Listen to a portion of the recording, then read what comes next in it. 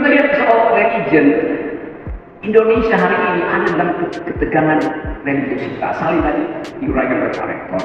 Buat seolah-olah tidak ada keakraban antar warga negara karena tidak ada keakraban antar dua agama. Kalau kita mau mengatakan bahwa kita harus saling toleran, itu bukan sekedar toleransi antar umat beragama, tapi antar lapisan-lapisan sosial, antara kaya dan miskin, antara pejabat dan rakyat. Toleransi itu mereka nggak tampilkan karena jarak sosial yang jauh, karena disparitas ekonomi. Itu yang berbahaya, toleransi itu yang berbahaya. Gimana mungkin tidak relevan kalau dia nggak bisa dihapus dari memori kolektif kita?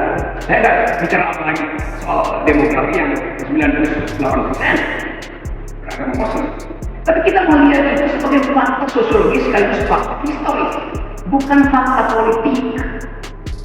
Tapi pemerintah selalu mengulangkan itu, sehingga terpaksa mesti timbul istilah intoleran. Jadi kita dibikin untuk terus bertengkar di dalam sejarah yang sudah selesai. Nanti saya teruskan soal itu, tapi saya balik dulu pada tema hari ini, religion, knowledge, and boundary. Coba kita lihat keadaan dunia hari ini. Karena saya kira Mas Santri pikirannya itu tidak sekedar sebatas dapil serang, tapi melampaui itu karena membaca internet bagian yang sangat menentukan masa depan kita. Kalau kita lihat soal religion, Indonesia hari ini ada dalam ketegangan religiositas. Saling tadi diuraikan oleh Pak Rektor. Buat seolah-olah tidak ada keakraban antar warga negara karena tidak ada keakraban antar kedua agama. Dan Presiden udah 6 tahun tidak bisa keluar dari soal ini.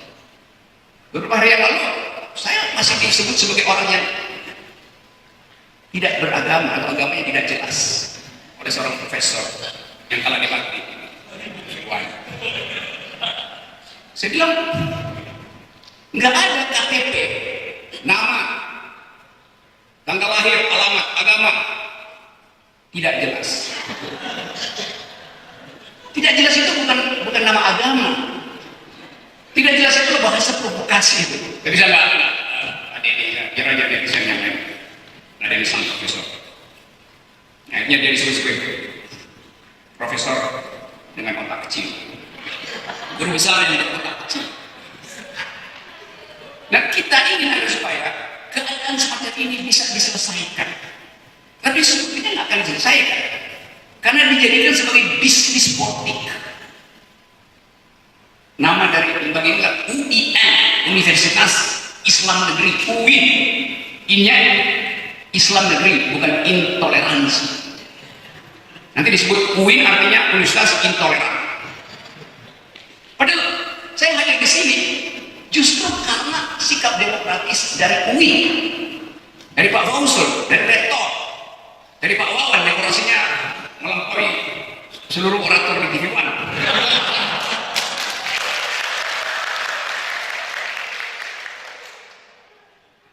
Nah, saudara-saudara, soal agama ini menjadi isu bangsa akhir ini, bukan sekedar bangsa ini, tapi isu global. Karena ada soal politik Timur Tengah yang bergejolak kembali karena disebut problem agama, padahal sebagian besar problem itu adalah basisnya ketidakadilan sosial. Demikian juga di negara-negara barat, di Amerika. Tapi bagi kita, kalau kita mau mengatakan bahwa kita harus saling toleran, itu bukan sekedar toleran antar umat beragama, tapi antar lapisan-lapisan sosial, antara kaya dan miskin, antara pejabat dan rakyat. Toleransi itu mereka nggak tampilkan karena jarak sosial yang jauh, karena disparitas ekonomi. Itu yang berbahaya, toleransi itu yang berbahaya. Karena utang kita tidak bisa diterangkan bagaimana cara membayarnya. Jadi soal-soal semacam itu yang membuat bangsa ini tidak bisa keluar satu kali melangkah dari problem-problem ini karena dipolitisir persoalan ini. Kalau kita ingat misalnya pada waktu debat tentang konstitusi di awal kemerdekaan, pandangan Islam mewarnai secara fundamental isi dan bangunan dari konstitusi, bahkan dasar negara. Tetapi ide tentang negara Islam tidak pernah dibatalkan, tapi disimpan sebagai memori kolektif ketuhanan yang Maha Esa dengan kewajiban menjalankan syariat Islam bagi pembentuknya. Dia tidak dihapus dari memori kita, dihapus di dalam sila pertama itu, dan penghapusan itu adalah hasil toleransi umat Islam. Dan itu fakta sejarahnya. Jadi seolah dianggap tidak ada. Piagam Jakarta itu mendahului teks 17 Agustus, 22 Juni ke 17 Agustus. Jadi kalau kita belajar tentang dekonstruksi di dalam metodologi, sesuatu yang dihapus itu sebetulnya membuat tulisan baru. Kalau tangan saya di sini tercoret nama seorang putri, karena saya kesel saya hapus, bekas pacar misalnya, ditato, bisa begitu anak muda, ditato nama pacar, terus putus, dia hapus nama bekas pacar, pakai laser, terhapus, tetapi kemudian ada bekas laser, jadi ada tulisan baru, tulisannya bunyinya, di sini saya hapus nama pacar saya, tetap tertulis di situ sebetulnya melalui laser itu. Sekarang dia masih mengganggu, menimbulkan kecemburuan, dia potong tangannya supaya nama pacar dia itu pergi. Tapi pada potongan tangannya itu waktu diamputasi terbaca lebih keras bahwa nama pacarnya ikut serta dengan tangan yang diamputasi. Jadi berbekas terus di dalam kepala kita. Jadi tidak mungkin mengatakan bahwa syariat Islam yang diinisiatifkan melalui sila pertama itu sudah tidak relevan. Bagaimana mungkin tidak relevan kalau dia tidak bisa dihapus dari memori kolektif kita? Saya tidak bicara apa lagi soal demografi yang 98% beragama Muslim, tapi kita mau lihat itu sebagai fakta sosiologis sekaligus fakta historis, bukan fakta politik. Tapi pemerintah selalu mengulangkan itu, sehingga terpaksa mesti timbul istilah intoleran. Jadi kita dibikin untuk terus bertengkar di dalam sejarah yang sudah selesai. Itu soalnya. Jadi sekali lagi, my fellow mahasantri yang nanti akan jadi speaker atau sehat di masyarakat sejak hari ini, tidak perlu ragu untuk berargumentasi tentang asal usul historis dari bangsa ini. Dan itu mengandalkan pengetahuan sejarah yang lengkap. Supaya kita ada kelegaan untuk mengatakan bukan sekedar ide negara Islam yang diperjuangkan oleh founding person kita. Sebagian dari mereka yang menulis konstitusi berdebat di situ, ada yang menginginkan supaya Indonesia jadi kerajaan, ada yang menginginkan jadi kesultanan, ada yang menginginkan jadi negara sosialis. Tapi perdebatan itu diselesaikan dengan mengambil satu prinsip bahwa dasar negara adalah kedaulatan rakyat. Itu kesimpulannya sudah selesai. Karena itu debat soal Pancasila, Trisila, Ekasila itu debat yang tidak produktif, yang justru membuat kita bergejolak ulang. Itu dasarnya. Kenapa kita melihat ketidakmampuan rejim untuk menghasilkan keakraban berwarga negara? Itu disebabkan karena rejim tidak paham tentang sejarah negerinya sendiri. Pemerintah tidak paham sejarahnya, presiden tidak paham sejarah negeri ini. Dan mungkin sejarahnya dia sendiri, tapi jadi presiden dia tidak paham. Soal ini soal literasi, soal kemampuan menulis frasa, menghasilkan paper kecil. Nah, saya ingin ada menteri yang mencontoh Mas Santri di sini. Kalau dia di reshuffle nanti 3 hari ke depan, akan terlihat bahwa dia mengemas kantornya. Biasanya menteri itu dia nyari kotak untuk mengemas barang-barangnya. Tapi kita lihat menteri mana yang mengemas kantornya, kotaknya isinya adalah buku. Mungkin isinya adalah dolar yang dia simpan di bawah karpet selama ini. Jadi kita ada di sini dalam keadaan kekurangan etik. Nah, salah satu sumber dari etik adalah agama. Walaupun di dalam persoalan agama tentu akan ada problem perennial, problem yang terus-menerus. Kalau misalnya harus memilih antara wahyu dan logika, Anda pergi pada apa? Pergi pada logika atau pergi pada wahyu? Ikuti pikiran Al-Farabi atau pergi pada hadis? Itu debat di dalam kelas, dibicarakan oleh dosen yang mengerti, sehingga ada kecurigaan di antara ada yang mahasiswa yang ingin, oke, saya mau pakai logika untuk menerangkan telos, nasib akhir dari manusia. Ada yang bilang enggak, hadisnya udah selesai, debat di situ. Itu justru medan perang pikiran adalah kelas kampus. Tapi sekarang pemerintah mengontrol kampus supaya jangan ada perdebatan pikiran. Karena dianggap kalau ada perdebatan pikiran, maka akan ada pikiran kritis untuk menghalangi kebijakan pemerintah. Di situ piciknya pemerintah. Jadi universitas kita tidak menghasilkan dialektika. Saya baru lihat di UIN sini ada dialektika. Jadi kita mau balik pada fungsi dari universitas. Fungsi dari universitas adalah memproduksi pikiran. Khusus untuk UIN diberi predikat Islam. Di dalam Islam ada duel pikiran. Saya belajar filsafat Islam 7 semester. Dan isinya adalah duel pikiran. Itu yang membuat peradaban maju, duel pikiran. Kenapa? Karena pikiran hanya disebut pikiran kalau ada yang menentangnya. Kalau Anda berpikir tidak ada yang menentang, itu artinya Anda sedang berdoa, bukan sedang berpikir. Kan itu bedanya. Tapi di luar, pemerintah tidak boleh melakukan perdebatan itu karena itu tugas universitas. Kalau pemerintah saling berdebat, mana yang masuk surga, mana yang masuk surga, kacau ini. Karena bukan fungsi pemerintah untuk memperdebatkan hal-hal fundamental. Itu justru tugas dari universitas. Dan tugas itu yang tidak terlihat hari ini, karena rektor adalah bawahan presiden akhirnya. Kecuali Pak Fauzi.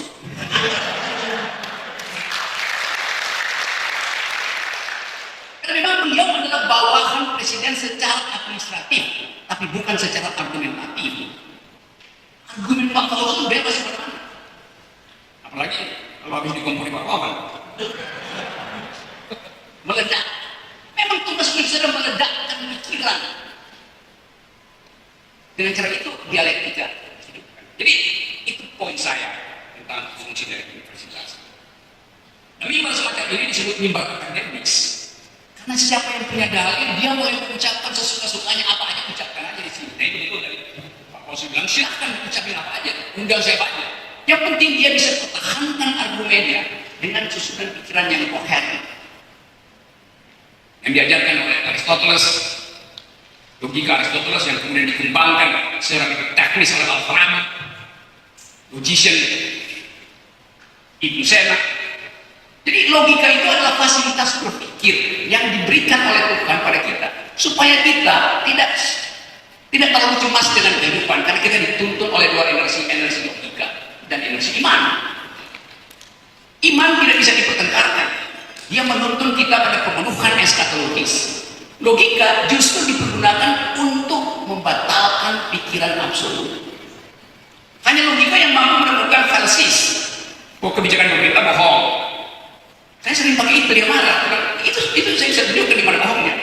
Tapi sebelum saya tunjukkan, caci maki udah duluan. Padahal kita sama-sama datang dari tradisi menghasilkan narasi. Jadi itu bagian pertama tentang fungsi universitas, hubungannya agama dan pemerintah. Saya masuk pada soal yang kedua, knowledge, pengetahuan. Saya bayangkan misalnya 1 dekade ke depan, 10 tahun dari sekarang, yang diwisuda di sini bukan sekedar misalnya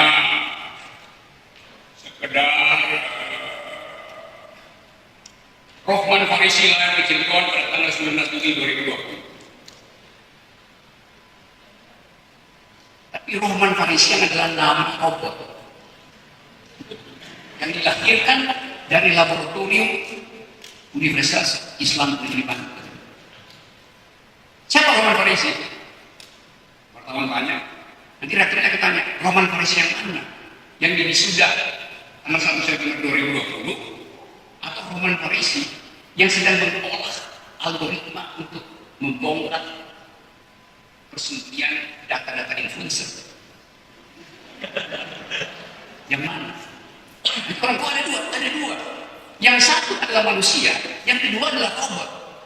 Hasil dari Rohman Farisi pertama, yang memberi nama robot semuanya itu juga sebagai Farisi Junior. Karena itu hasil dari knowledge. Karena kita bayangkan bahwa itu akan terjadi suatu waktu. Karena pertumbuhan ilmu pengetahuan itu secara eksponensial setiap 8 jam ilmu pengetahuan bertumbuh. Anda punya smartphone hari ini, besok pagi itu udah obsolete, udah tidak ada gunanya karena softwarenya udah berubah. Jadi eskalasi ilmu pengetahuan akan menguji kemanusiaan kita. Bisa nggak kita berbagi humanity dengan robot? Sekarang kalau Anda ke Jepang misalnya, restorannya Anda tinggal pencet menunya dan yang datang bukan pramusaji, tapi robot yang akan bergerak di saudara Anda. Banyak Eropa, tapi di Jepang itu hampir mayoritas Anda akan wilayah. Jadi kita bayangkan teknologi itu akan masuk ke sini. Lalu pertanyaannya, humanity, what kind of humanity yang akan hadir di dalam keadaan kita?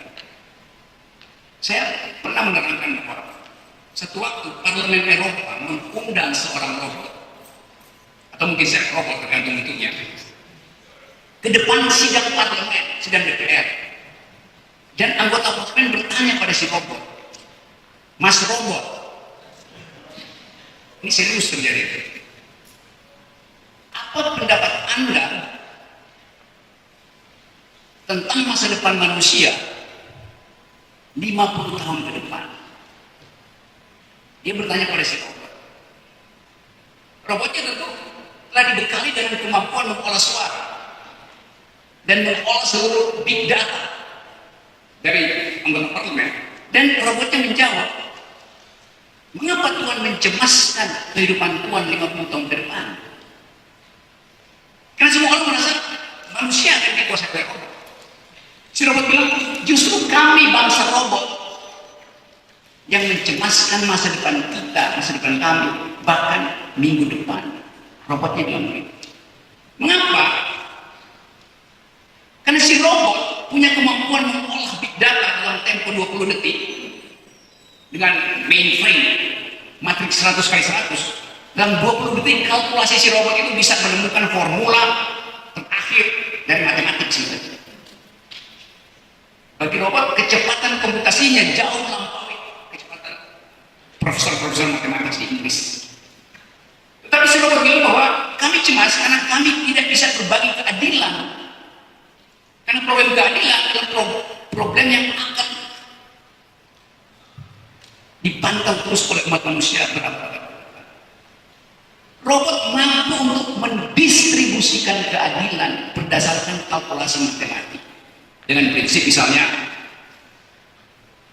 greatest happiness for the greatest number. Bisa dia bikin kalkulasi bahwa bansos ini harus tiba di Banten Serang, yang bagian ini harus tiba di Cengkareng. Robot bisa bikin kalkulasi, tapi dia tidak bisa menentukan bahwa adil nggak kalau bagian ini tiba di Banten, yang bagian ini tiba di Tangerang.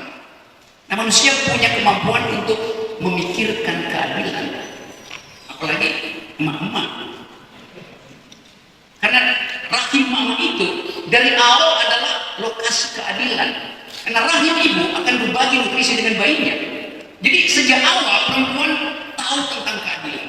Karena dia mesti membagi nutrisinya dengan bayinya. Membagi nutrisi itu adalah tindakan keadilan pertama. Membagi oksigen dengan bayinya. Membagi hemoglobin dengan kandungannya. Jadi jangan ajarin mama dengan teori John Locke, John Rawls, atau John Zainuddin tentang keadilan. Karena ibu-ibu dari awal memang produsen keadilan. Karena itu kalau terjadi ketidakadilan, kepekaan ibu itu melampaui kepekaan BPS. Gak ada yang bisa melampaui data real ibu-ibu. Mau BPS ngomong statistik, ibu-ibu tahu bahwa tadi pagi saya menemukan ketidakadilan. Karena di dompet saya tidak lagi tersisa uang untuk anak saya yang masih TK. Itu suara ibu-ibu yang tidak bisa dibaca oleh BPS.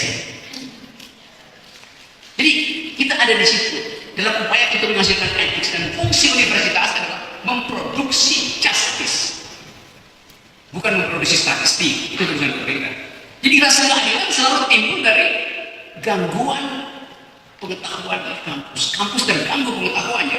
Begitu baca statistik kecil, nanti pemerintah bilang indeks Gini kita, Gini rasio kita membaik dari 0,41 jadi 0,31. Memang, tapi sering saya terangkan bahwa Gini rasio itu dasarnya bukan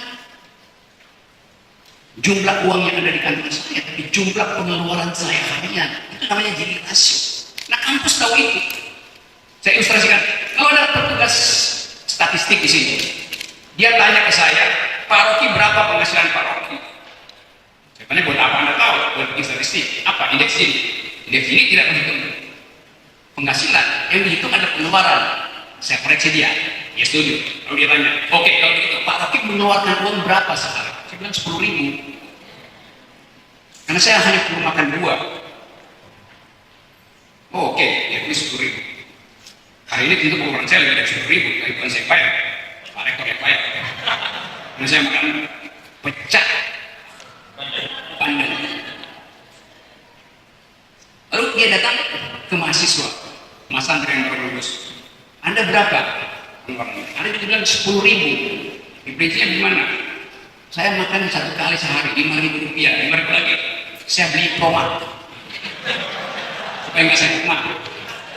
Dia mengeluarkan 10.000 juga. Saya makan 10.000 karena saya hanya mau makan 2. Dia mestinya makan 3 kali sehari, nggak bisa lagi karena 10.000 itu nggak bisa 3 kali sehari. Jadi terpaksa dia makan pagi banyak-banyak, buahnya dibanyakin. 5.000 lagi itu dia beli promak untuk dia makan menahan lapar supaya nggak sakit mah sama satu hari. Si petugas statistik bertemu dengan seorang investor yang menginvest lapangan terbang di Tanjung Lesung. Ditanya berapa pengeluaran Anda? Orang yang maha kaya ini mengatakan saya 10.000. Petugas statistik nggak percaya. Emang betul dia kurang 10.000 karena dia disuruh dokter untuk makan vitamin C aja. Karena penyakitnya banyak buat naikin imunitas. Dan memang dia keluarin 10.000. Lalu keluar headline di Banten Post. Gini rasio Banten adalah 0. Artinya tidak ada kesenjangan. Karena saya keluarin 10.000, mahasiswa keluarin 10.000, pengusaha keluarin 10.000. Padahal kalau dilihat isi kantongnya, maka kantong saya lebih tebal sedikit dari mahasiswa. Dan si pengusaha jauh lebih tebal dari semua kita yang ada di ruangan. Itu yang nggak diteliti. Disitulah penipuan dari statistik. Nah, logika itu yang mesti ditanamkan supaya kita nggak ditipu oleh statistik. Dengan belajar ilmu ekonomi dasar kita tahu bahwa statistik itu menipu, karena nggak mungkin Gini rasio saya dengan pengusaha, Gini rasio mahasiswa itu sama, nggak bisa. Jadi sekali lagi itu keadaan kita. Lalu kita pergi pada tema lain di dalam globalisasi, yaitu environmental ethics, lingkungan hidup, yang juga menjadi dasar dari kecemasan kita terhadap masa depan bangsa. Karena kita nggak tahu apa nasib sumber daya alam kita di tangan birokrat hari ini, di tangan BUMN hari ini. Tiba-tiba hanya dengar berita bahwa Pertamina rugi 11 triliun. Lalu komisarisnya Ahok bikin klarifikasi. Itu bukan tanggung jawab saya, karena direksi nggak mau. Loh, tugas dari komisaris adalah mengawasi kebijakan direksi, mengapa Anda nggak tahu? Jadi soalnya bukan sekedar Anda tahu atau nggak tahu, tapi SDA kita ini sebetulnya masih ada atau sudah digadaikan, diijonkan oleh perusahaan-perusahaan asing. Kan itu yang nggak pernah dibahas. Kita nggak tahu apa di Freeport ada penggalian batu apa enggak, kita nggak punya akses ke situ. Bahkan sampai sekarang ada ketegangan sosial di Papua karena kekerasan aparat. Jadi seluruh pengetahuan kita tentang negeri kita nggak tahu sebenarnya. Karena kampus nggak punya akses terhadap data-data dasar SDA. Jadi sekali lagi saya menerangkan bahwa dunia hari ini, pengetahuan dunia terhubung secara incremental dengan soal-soal lingkungan hidup. Karena orang, kalau kita seminar di luar negeri, orang nggak tanya lagi, do you speak English? Do you speak French? Orang tanya, do you speak environmental ethics? Itu. Do you speak democratic toleration? Kan orang tanya itu.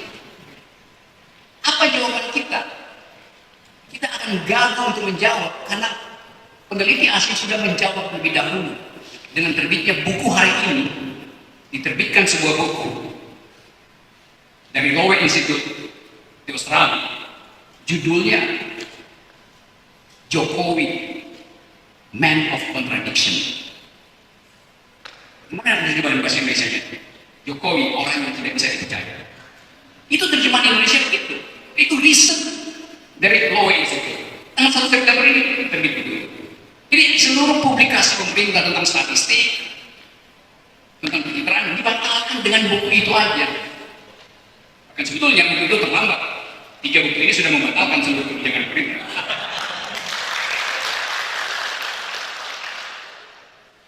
Karena mendahului apa yang mau diperdebatkan di DPR. Begitu reses dibuka persidangan pertama, tema-tema ini yang masih ada di publik. Nggak tahu DPR mau ngomong apa soal COVID. Ini tema utama yang nggak bakal selesai dalam periode DPR sekarang. Agama dan kebaikan juga tema yang akan selesai. Jadi UIN mengkompilasi sebetulnya seluruh tema yang mungkin baru mau dibicarakan semester depan. Anda udah lakukan sih. Jadi sekali lagi kita menginginkan soal itu masuk, soal-soal semacam ini, penerbitan buku, narasi ada di dalam percakapan kabinet. Sekarang kita tahu apa yang dipercakapkan di kabinet. Setiap hari orang bercakap-cakap soal influencer berhasil apa enggak? Yang udah kalian lihat akun siapa? Kan itu isu di kabinet kan, yang bocor kemudian ke majalah Tempo yang terbit kemarin. Jadi itu soal kita masuk pada tema tadi. Country, mencintai negeri artinya menghasilkan pikiran, ide baru. Bayangkan misalnya Anda menulis COVID, pendidikan dan moderasi beragama. Tidak ada menteri yang bisa melakukan inovasi kebijakan supaya ibu-ibu tidak bosan mengajarkan anaknya selama lockdown, supaya si murid tidak bosan menerima ajaran yang ada di dalam kurikulum standar.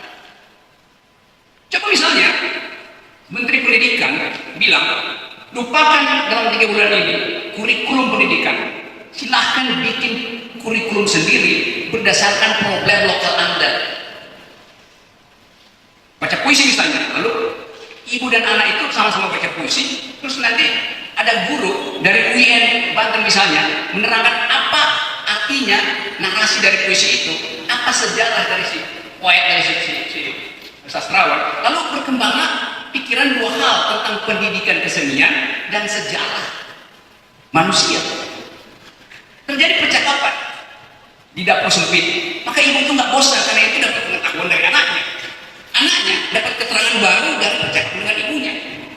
Itu yang terjadi kan di sini. Atau ada film, Departemen Pendidikan bilang nanti akan disebar melalui WA, film pendek. Silahkan ibu-ibu dan anak-anak berdiskusi. Itu setelah sholat maghrib, ibu-ibu dan anak-anak itu langsung kita nonton filmnya, kita diskusi. Nggak akan terjadi kebosanan di sini. Nggak akan ada kebesaran. Bosan saya menerangkan matematika, geografi. Jadi kecerdasan lokal itu dituntut untuk menghasilkan harapan dalam keadaan COVID ini. Nggak ada. Nah, saya balik pada soal tadi. Salah satu problem kita hari ini dalam soal kaum kita, dalam kaum di santri kaum soal kedaulatan NKRI yang sering kali kita bicara. Setiap kali Presiden bicara bahwa kami berdaulat, iya, tapi kedaulatan itu artinya kemampuan untuk attacking the impossible. Buat attacking itu, peralatan perang kita berapa banyak sih? Kalau terjadi konflik di Cina Selatan antara Amerika dan Cina hari ini, berapa mampu kita bertahan supaya tidak terseret dalam konflik ini? Kalau kita terseret, berapa mampu persenjataan kita menghalangi invasi ke dalam NKRI? Dengan daya tahan kita berapa lama sih? 14 jam. Karena peralatan kita usang.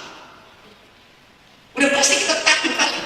Udah pasti kalau kita ini perang ini Cina Selatan. Apalagi kalau negara barat menganggap bahwa Indonesia itu proksinya Cina, maka stop Indonesia, kita bantu dengan medis. Bayangkan kalau buku tadi yang disebut Jokowi,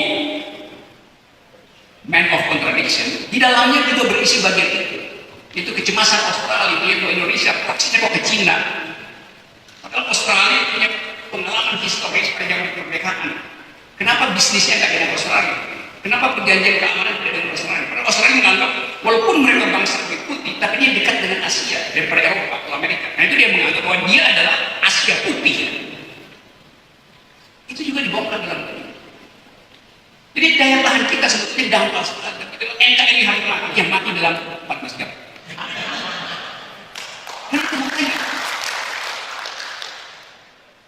Kalau Amerika misalnya atas dasar klaim bahwa Indonesia proksi Cina, dia kunci Laut Cina Selatan. Armada Amerika itu turun dari Okinawa masuk ke Pakistan, Singapura, dan Filipina naik ke Okinawa. Jadi dikunci di situ Cina Selatan. Dikunci dalam 14 jam. Kentang masih kita impor lewat Cina Selatan, Laut Cina Selatan. Bawang putih lewat situ, obat-obatan lewat situ. Begitu dikunci, berapa banyak ibu-ibu yang sedang melahirkan tidak punya lagi antibiotik di puskesmas. Karena jalur impor itu kita dikunci oleh superpower. Jadi berapa banyak generasi yang akhirnya hilang karena infeksi kandungan keguguran yang tidak bisa dilahirkan secara sehat. Apalagi kalau kita ingat 9 juta penduduk Indonesia sekarang yang balita itu mengalami stunting, kekurangan gizi. Bagaimana mungkin pemerintah bikin program kita akan jadi bangsa besar nanti 10 tahun ke depan? Loh yang sekarang itu sedang mengalami kekurangan gizi ada 9 juta millennials, kalau millennials. Kekurangan gizi di usia formative years antara 5 sampai 7 tahun itu artinya otaknya tidak akan berkembang 25%. Itu udah jadi rumus gizi kesehatan. Kalau kekurangan gizi yang namanya stunting, otak anak-anak itu tidak mungkin berkembang, akan drop 25%. Bagaimana mau berkompetisi dengan otak yang drop 25%? Lalu kemana uang gizi itu yang mestinya datang dari anak-anak? Kemana nutrisi itu? Jadi semen untuk bikin jalan tol. Itu yang disebut trade off. Kalau kita investasi di bidang semen, itu berarti nutrisi anak-anak tidak akan terpenuhi. Karena itu politik anggaran. Milih mana? Milih membangun jalan pikiran atau jalan tol? Pemerintah memilih membangun jalan tol dan sekarang kena akibatnya seluruhnya mangkrak. Akibatnya dua hal terjadi. Jalan pikiran nggak tumbuh, jalan tol buntu. Jadi itulah akibat kalau kebijakan tidak diolah dengan kecerdasan kampus. Karena kampus ditutup untuk memberi masukan. Karena kampus kritik lulus sih, maka pemerintah udah kita dengar pikiran kampus. Jadi sekali lagi teman-teman, saya senang bahwa akhirnya ada satu kampus yang mengambil inisiatif untuk membangkitkan pikiran dengan menggugah para santrinya untuk menulis. Itu adalah sumbangan peradaban terbesar. Jadi sekali lagi, salam akademi salam akal sehat, dan saya kutip pikiran yang ada di halaman 31 di salah satu buku ini, ada cek yang bunyinya begini: bila Anda merasa lelah dengan pelajaran, maka Anda harus kuat menahan penderitaan kebodohan. Kata Syafi'i yang dikutip oleh salah seorang sana. Nah, mestinya kehidupan itu Anda WA ke Presiden Jokowi. Terima kasih.